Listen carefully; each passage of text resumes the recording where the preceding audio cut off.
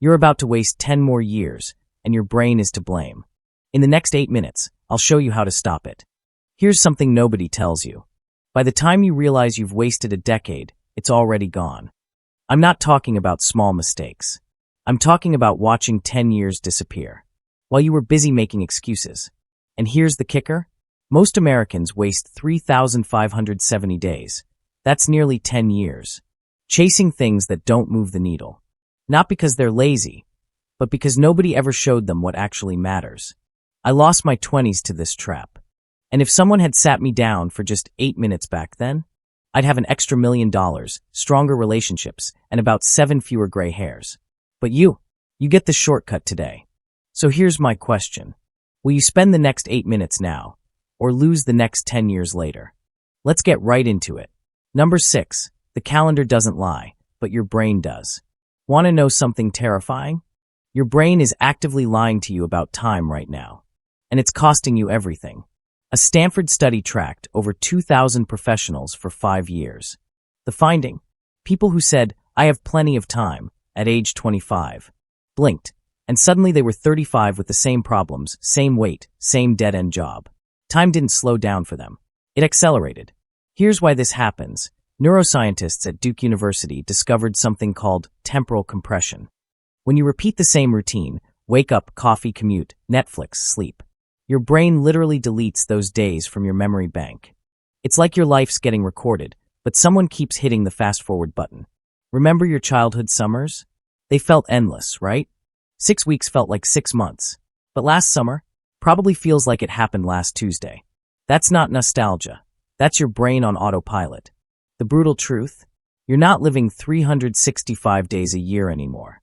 You're living the same day 365 times. So what's the fix? You need to create what psychologists call memory anchors. Drive a different route to work once this week. Strike up a conversation with someone you'd normally avoid. Order something you've never tried. These tiny disruptions, they force your brain to pay attention again. And when your brain pays attention, time slows down. This isn't about adding more years to your life. It's about you choosing to add more life to your years. Number 5, the comfort zone is actually a danger zone. Let me tell you about Sarah from Seattle. She spent 8 years at a job she hated. 8 years. Same cubicle, same complaints. Every Sunday night, her stomach would knot up with anxiety. She'd stare at the ceiling, telling herself, just one more year. When I asked her why she stayed, she said, "It's comfortable. I know what to expect." Then the company downsized. Sarah got a pink slip and a severance package that lasted 3 months. All that comfort, it didn't protect her. It paralyzed her. And now she was 8 years older, in a competitive job market, with 0 new skills and a resume that screamed complacency. Here's what neuroscience reveals. Your brain has an ancient survival system called the amygdala. It's like an overprotective parent that screams danger at anything unfamiliar. Starting a business? Danger. Asking someone out? Danger. Taking that trip alone? Danger. But here's the twisted part. This safety mechanism that kept our ancestors alive from saber-toothed tigers, it's now keeping you stuck in a job you hate, a relationship that's empty, and a life that feels like someone else's. Harvard Business School tracked 1,500 graduates for 20 years. The ones who regularly stepped outside their comfort zones? They earned an average of $923,000 more over 2 decades, compared to those who played it safe. So how do you break this pattern? I call it the discomfort budget. Every single week, do one thing that makes you slightly uncomfortable. Have a tough conversation. Submit that application. Post that video. These aren't giant leaps. They're strategic stumbles that train your brain to stop treating growth like a threat. Because growth isn't comfortable. But you know what's really uncomfortable? Being 55 and realizing you spent 30 years in the wrong lane. Number 4, motivation is a myth. Focus is forever. Confession time. I've spent hundreds of hours waiting to feel motivated. Sitting at my desk, staring at the screen, telling myself, when inspiration hits, I'll crush this. And you know what happened? Absolutely nothing. Motivation never showed up. But here's what did work, starting anyway. MIT neuroscientists discovered something revolutionary.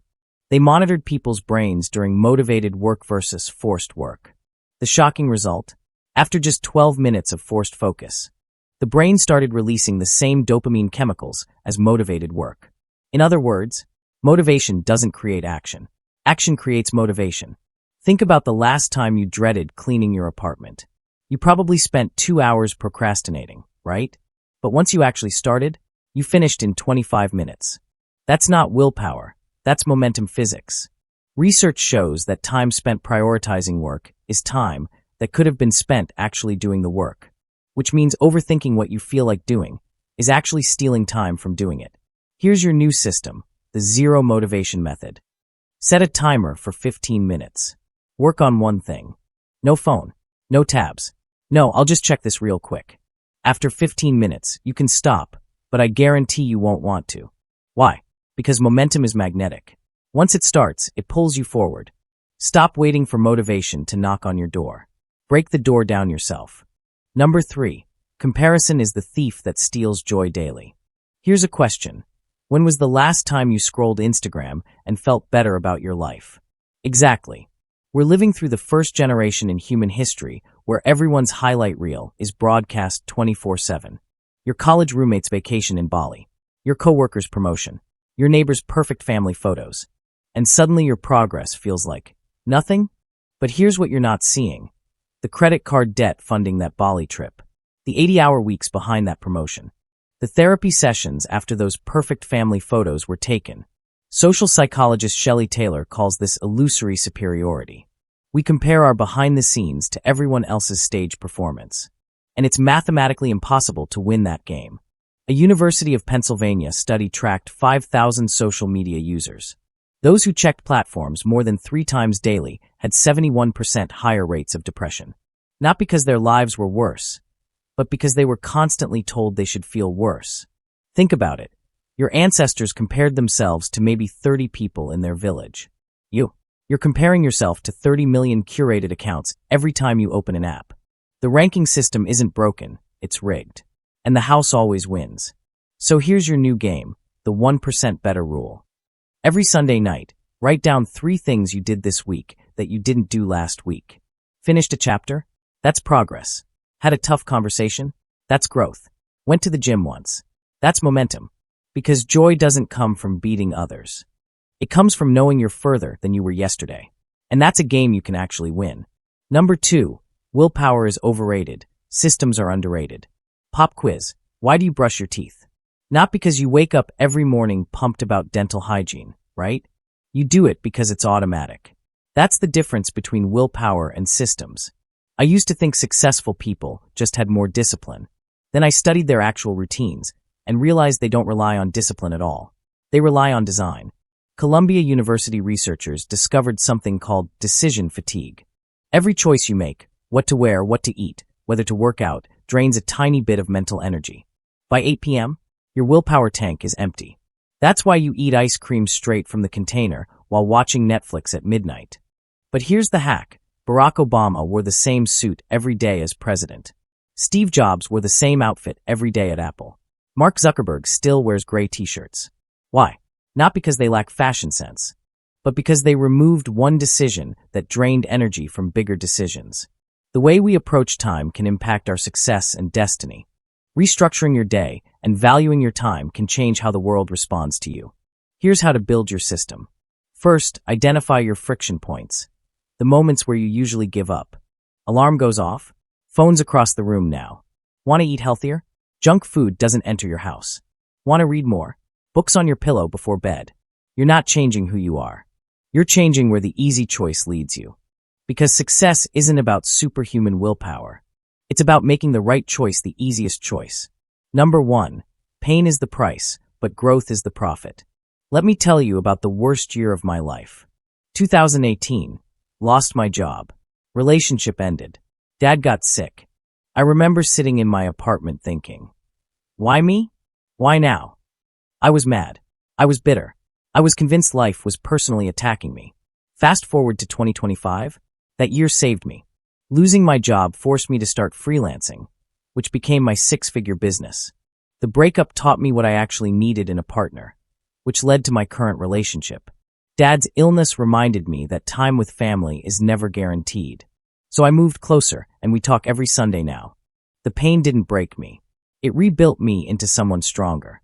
UCLA neurologists ran brain scans on people going through emotional pain. The finding: the same brain regions that process physical pain also process heartbreak, rejection, and failure. Your brain literally can't tell the difference between a broken bone and a broken heart.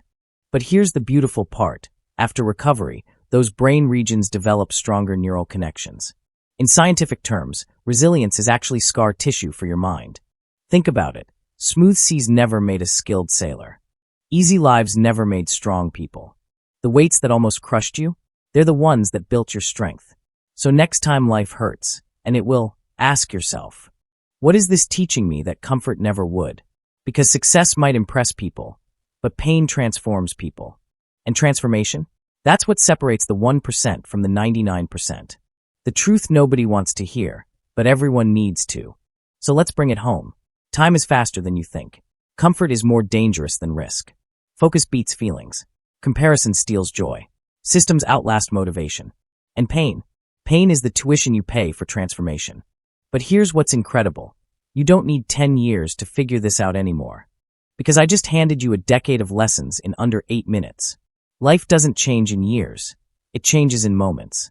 One conversation. One decision. One uncomfortable action. That's all it takes to shift your entire trajectory. So here's your assignment, and this is non-negotiable if you want a different result. Pause this video. Right now. Pick one idea from today. Just one. Say it out loud. Say my one thing is. And practice it for 2 minutes before you go to bed tonight. Set one alarm across the room. Have one uncomfortable conversation. Do one thing you'd normally scroll past. This isn't a suggestion. This is you, intervening in your own life. A decade from now, you'll either thank yourself for this single moment, or you'll wish you had. If you're ready to make this shift, and I mean really ready, hit that subscribe button. We're building a community of doers, not watchers. Share this with one person who needs to hear this wake-up call. And in the comments, I want to see your one thing. Tell me. My one thing is your action. Let's make it official. Remember, your next decade is decided by what you do in the next 2 minutes. That's all for today. I'll be making similar videos in the future, so make sure to subscribe to see them.